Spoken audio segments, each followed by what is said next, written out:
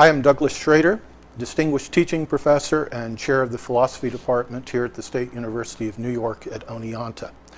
This is the first in this year's talks for the Yoga and Meditation Society for the Scientific Study of Spirituality.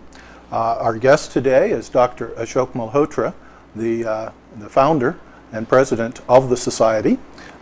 He is going to be our guest lecturer for today, so a little bit of switching positions in the chairs for those of you who are used to tuning into our series in past years. I will be conducting the interview and he will be the one on the hot seat. Dr. Malhotra, welcome. Thank you, Doug. This is wonderful. You're the one who's going to be asking questions.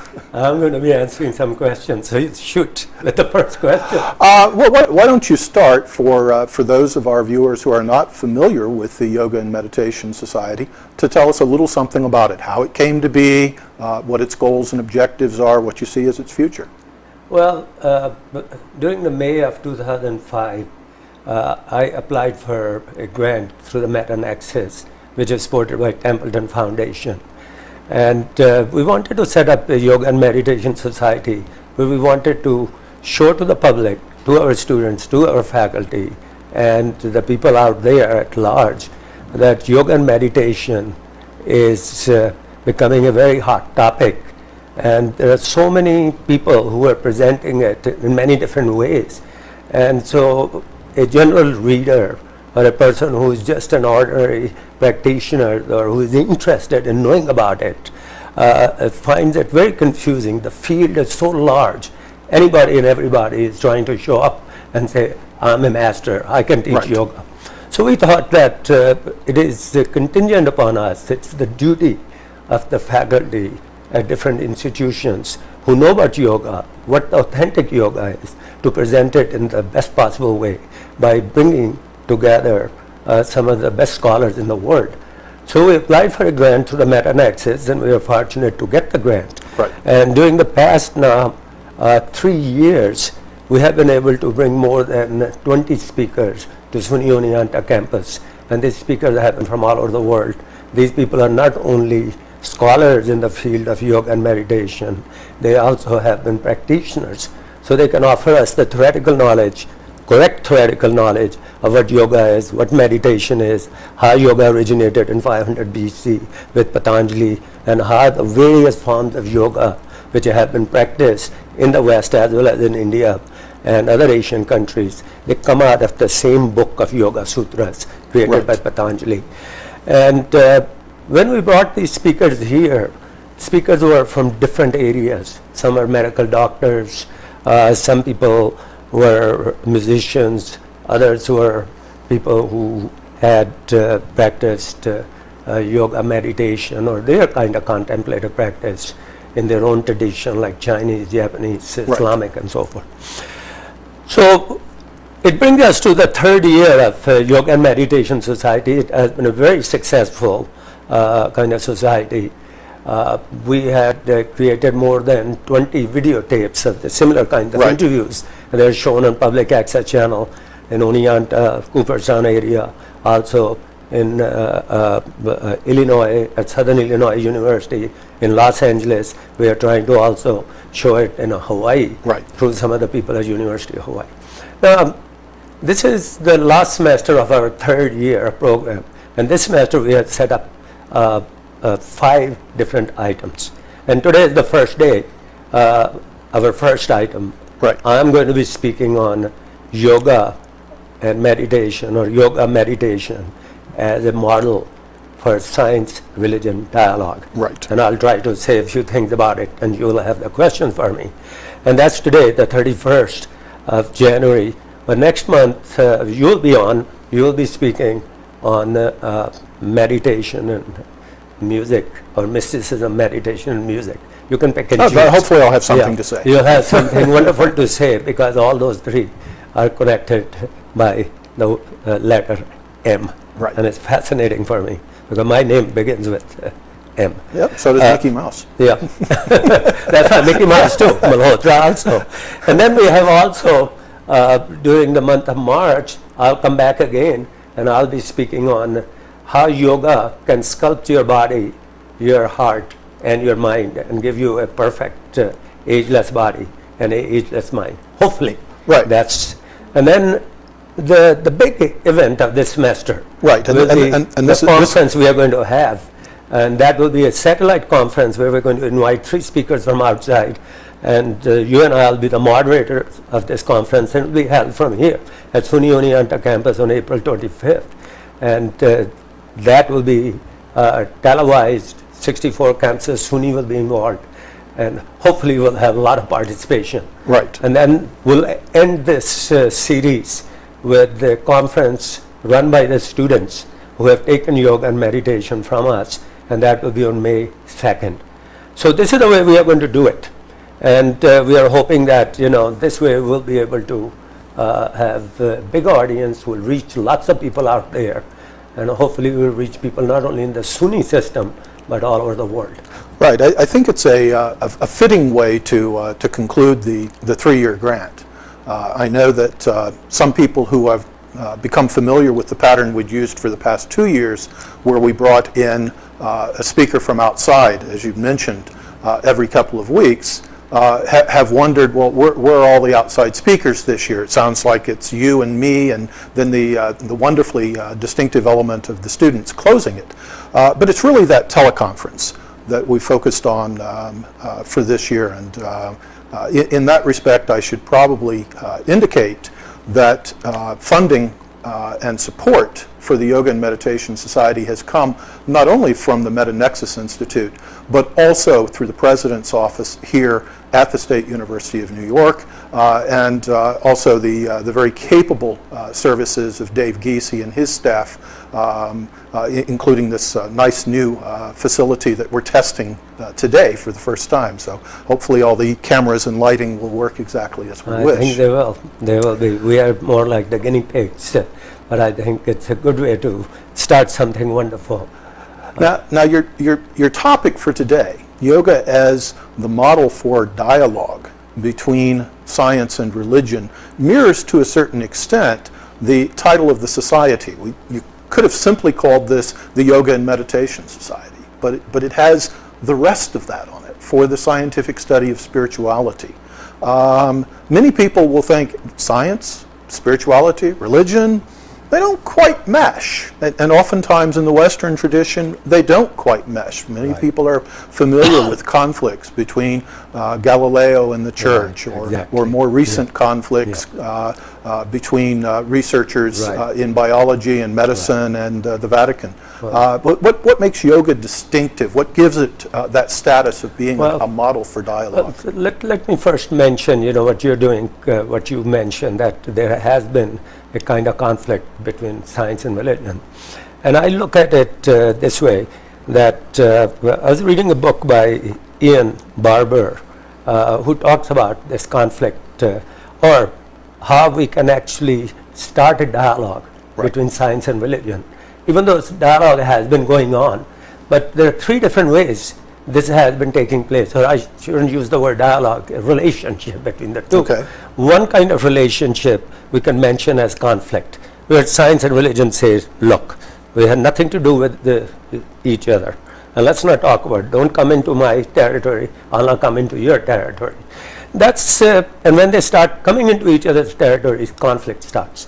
But there is a second way, where you say, okay, don't come into my territory, I'll not come into your territory, and that's like independence. Sure. That's the second kind of relationship. And people have, on both sides of the fence, have lived peacefully when they do not, argue and, scream at each other. Right. But I think we both know married couples that fit each of those first 2 patterns, but neither are what we aspire to. Yeah. Right? But the third one, where I put 2 things together, I think there is a possibility of a dialogue. There is a possibility of even integration between these 2 disciplines, because if we look at the whole history of humanity, or intellectual development in the West, and also intellectual development in other countries, especially India, China, Japan, we find that the dialogue had been going on between science and religion. Even in the West, we have a kind of clash, which we talk about much openly, that Christianity clashing with Darwinian theory of evolution. And if we don't worry about that part, and say, okay, there are other areas where certain kind of discussion could take place. And I think in India, they didn't see a clash between religion and philosophy, religion and science, because all those are some other integrated aspects. They were all ways of knowing, and through those ways of knowing, one is an empirical way of knowing, another is a rational way of knowing, another is through faith, through belief, So all these some other were needed, because in India, science, religion, philosophy, they all originated to help the human existence. Right. And that was very, very important. That is, if these disciplines have nothing to do with me or you or my own human existence, my own perfection on this earth, then these disciplines are just nothing more than vacuous sounds which do not have any impact. So they should impinge upon my life. So yoga was started as a system, one among many systems. It has the religious side to it, it has the philosophical side to it, also the scientific side, because all systems of Indian philosophy were started to improve the human existence, and yoga some other makes that a focal point, and it goes straight into it, and it thinks that the human being is not just a physical body, though physical body is very important. It's one of the fundamental parts of a human being. Human being is not just a heart, even though heart is an important, but human being is not just a speech organ, but it's an important. Human being is not just this mind. Human being is all of these plus more. That there is a consciousness behind it, there is a spirit behind it, there is a divine spark behind it, the life force behind it. So yoga says that looking at a human being as a very complex entity, as a complex being who has consciousness, which is not trapped by the physicality or the emotionality or just the mind or the brain, but this consciousness is free. And that is the essence of a human being. Though it works through all these other three parts, but at the same time it stays free. But what happens to you and me is that we think that we are nothing more than our physical body, nothing more than our heart or brain. So our emphasis stays within the domain of what we call experience, that is within the domain of practicality, within the domain of what can be measured, what can be linguistically expressible. And that's where the science comes in. Science says it will stay within the domain of physical body, heart and the brain. And it will talk about it because it can measure the facts. These are visible, these are tangible, these are concrete, these are shareable. Science tries to stay away from anything beyond that. Yoga says that if the ultimate goal of science, philosophy, religion, spirituality is to help improve a human being, then all these factors have to be taken into consideration. The empirical, the mental, and also there is a spiritual dimension, which I call consciousness, that has to be. So yoga gives us a total picture of a human being. And that's why I think in yoga, already the dialogue has been going on between philosophy, science, and religion. And I will go in more concrete details as you ask me questions.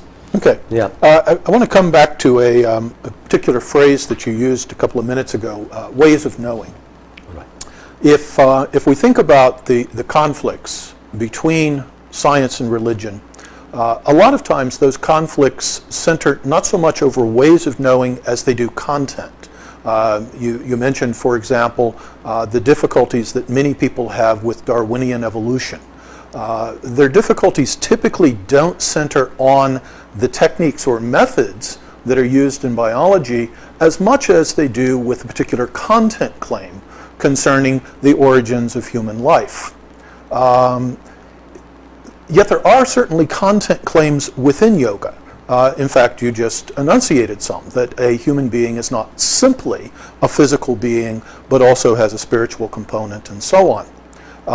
As ways of knowing, science, certainly science as it has developed in the West in the past several hundred years, is focused largely on what you can measure, what you can not only observe individually, but what other people could observe under the same sort of circumstances. That is a type of group intersubjectivity of observation. To what extent is yoga open to that group intersubjectivity versus just the subjective experience, and I don't mean to be pejorative with the just, but from a scientific perspective, the personal subjective experience of, yes, I did these exercises and I am more relaxed, I am more focused, and so on. Yeah. Okay. I think, yours is a very loaded kind of question. It can be answered at so many different levels. You're a philosopher, so that's why you ask those kinds of complex questions. First thing, that yoga is not really that concerned with, God versus, evolution. Right. Evolutionary theory. That's not really an aspect, because I mentioned earlier that yoga is more interested in how do you improve a human being. Not only me as a human being, but all human beings. So yoga wants to give us. So we start with where we are, what we find. Where we are. It's the existential person here and now. How are we going to improve it? And we need a concept of the universe, and we need a concept of a human being.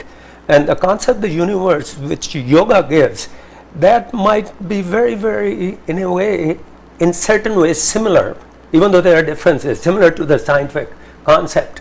The way that yoga looks at the universe is that before anything was, there was this ultimate reality which we may call infinite consciousness.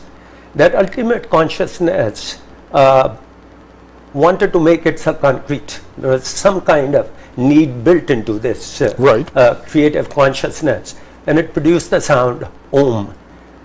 The sound Om, which is a cosmic vibration, and with the beginning or the start of that cosmic sound, everything else came to be. This cosmic sound called the Om solidified itself by creating rest of the universe or universes. Everything came out of it. Sure. The Earth came out of it, the space came out of it, all the galaxies, the whole universe came out of it.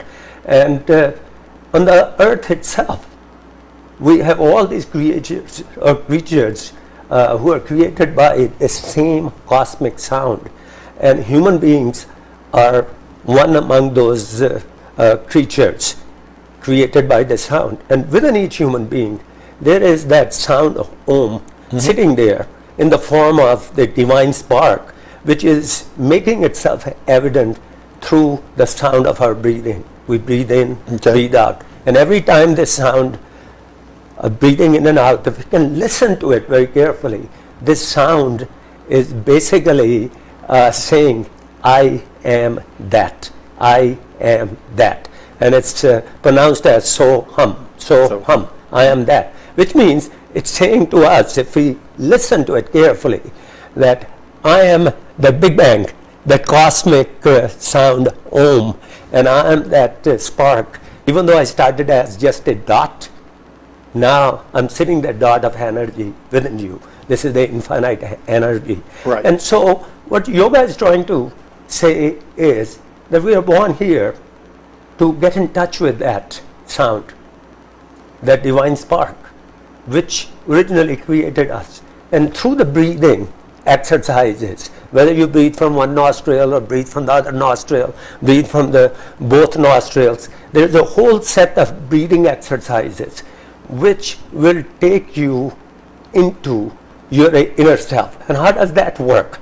This whole system of yoga, which I call a method, a scientific method of 8 different steps, and these are empirical steps inculcating certain kinds of attitudes, what kind of mental framework you need to have, like non-violence, non-stealing, speaking the truth, not having cravings for pleasures. So it's a kind of developing control on yourself, having that mental attitude. Then second step of the yoga is cleanliness, contentment, self-study, self-surrender, self-discipline. Through that, we try to become aware of our dependence on coffee, tea, dependence on certain kinds of emotion, a certain kind of appreciation, certain kind of approval, disapproval. So we become aware of what is it that we take in through our five senses, through our mind, through our heart, and we become dependent on it. And that, yoga says, is the preparation, the 10 different steps which you have to take to prepare. Then you get into physical exercises, and they have 64,000 physical exercises to perfect each part of the body. And then once you have done that, then they get into what is called pranayama, the breathing exercise. Now, people think, most of us breathe in, breathe out, and we do not really think anything more than that, unless, you have a cold, then you say, I cannot breathe, it's so hard to breathe. For me, it's hard to breathe from my mouth. But yoga says that this is just an apparatus. That is, your nose and your mouth are vehicles through which you're breathing in, and we call it the air, but yoga doesn't call it air. Yoga says that air is a vehicle through which prana is a life force conveyed to us. And this life force, which is conveyed to us, is not just a life force which is there on this earth. Earth is not the only contributor to it. There are many, many contributors. Earth, some other has this position in our solar system, and that's why it has this air there. But solar system and all the other planets, the way they are situated, they are contributing to the existence of this air. But that's not the only contributors. Our solar system is a part of the galaxy. The whole galaxy is contributing to the fact that we have air. Then our galaxy is a part of many, many different galaxies which are going around the center of the universe. So the whole universe is contributing to the air which we have on this earth. And that life force, prana, is really the contribution of the whole universe. So we are actually connected. So now, going back to the original point I mentioned, that before anything was, there was this infinite consciousness. Now, if this is infinite consciousness, suppose we understand it in a contradictory way as an infinite circle. But the moment you say circle, you are confining it. An infinite circle, that's what this infinite consciousness was, is, will always be. It has infinite number of centers. If it is an infinite circle, if it's an infinite circle, you, me, all human beings, all creatures on this earth, all creatures in the entire universe are the centers, infinite number of centers. So you have that consciousness, the divine spark, and that divine spark is constantly felt and experienced when you breathe in and out. And yoga starts its meditation through breathing in and out, because that's our direct link. As they say, it's an arrow which is oriented towards the divine self, that original spark which is inside you. But we are distracted by our physical body. Physical body says, no, I am the only reality. My heart says, I'm the only reality when it starts feeling emotions. My mind says, it's the only reality. But yoga says, all these three things which I mentioned, the physical body, the heart, and the mind, these are vehicles through which that consciousness, that divine spark expresses itself. So the goal of yoga is to perfect the body through physical exercises, perfect the heart and emotions through breathing exercises, perfect the mind through certain kinds of meditative exercises, and integrate them, harmonize them, so that my body, my heart, my mind become a perfect vehicle for the expression of this divine spark. And that's where science, religion, and philosophy come together. And I think that's the goal of yoga. Now, the circles of which you speak may be infinite. Unfortunately, our time here isn't. We have about 5 minutes left. So let me ask one final question of you that focuses on yoga as a facilitator of dialogue, but let me give it a slightly different twist. Not so much dialogue between science and religion, but perhaps between the religious worldview of India that you've described and the religious worldviews that have been developed in Western civilization, particularly Judaism, Christianity, and Islam. Some of our audience who may be more familiar with those may have heard parts of what you said and said, oh, wait a minute, that does sound familiar. And I'm going to ask particularly about sound and breath. The story of creation given in Genesis is one in which a divine being creates everything basically just by commanding it, just by saying, let there be light, and there is light. Right. Right? And to give the human life, this divine being breathes, gives them the breath of life, right? Spirit or pneumena. So both sound and breath are very important to the Western traditions, just as you've described in yoga. Are there ways for a person who's been raised within the Western traditions to practice yoga and find a deeper understanding of their own religious tradition rather than a reason to convert? See, yoga was not started to convert anybody. It was started as a methodology. Even though there were 9 different systems of Indian philosophy, yoga was adopted by all of them because it really doesn't get entangled into the concept of a god, a deity, or monotheism. Right. And it's a methodology to improve the human person by forming good habits of the body, good habits of the heart, good habits of the mind, and bringing a harmony among those 3 parts so the person can have in this life an ageless body and a timeless mind. That's the goal. Mm-hmm. Now, people have asked me that question, how can I practice yoga and still be following my own religion? And my answer is, I don't see any contradiction between you can be a Christian, you follow your dictates of Christianity, you can be a Jew, you could be a Muslim, you could be a Taoist. Yoga is just dealing not with religion, not dealing with God. Yoga is dealing with infinite consciousness, which I don't have any word for, because the moment I put a word on it, it will become God of Christianity or God of Islam, okay, or it become Tao of the Taoist or something like that, or become Buddha. So I will say that even when we write all these wonderful scriptures which we follow in different religions, those are, according to yoga, limited attempts of the limited mind to try to capture through words what cannot be captured. Okay. Cannot be captured. So each book of each religion has its own relevance, importance for the practitioner. They should go ahead with it. But there comes a point that we want to not only talk about things, not only have vision, clarity of vision through the books and articulate the vision by chanting and so forth, or putting some juice of heart, faith and belief in it. All that is fine, but we had to take the next step, and which is taking a vision from our religion or religious books, articulating it, putting juice of our heart, our faith in it, and then doing something about it. And that is the step is needed. And yoga says that all that can be done without changing your beliefs. You can still have your beliefs, still have your faith, and you can do it. And that's why yoga has such attractiveness in the East as well as in the West. In America, there are more than 15 million people who are practicing some form of yoga. In Europe, there are almost that many. In India, almost 100 million people are going into some form of yoga. Right. And these are not only Hindus who are doing it. These are Muslims, these are Christians, these are Buddhists, these are also Jains, Zoroastrians, and so forth. Sure. And that's why I will say that people are open to it, because it's a methodology to touch not to go against religion, but to take us a little bit deeper than each religion. All religions are looking for a spiritual life on this earth. Okay. Unfortunately, we're going to have to let that be the last word, because we have run out of time for the day.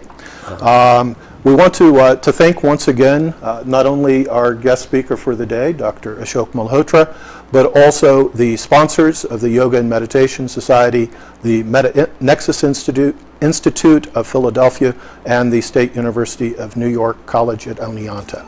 Well, thank you very much. This was wonderful, wonderful interview. Good. And I hope we are able to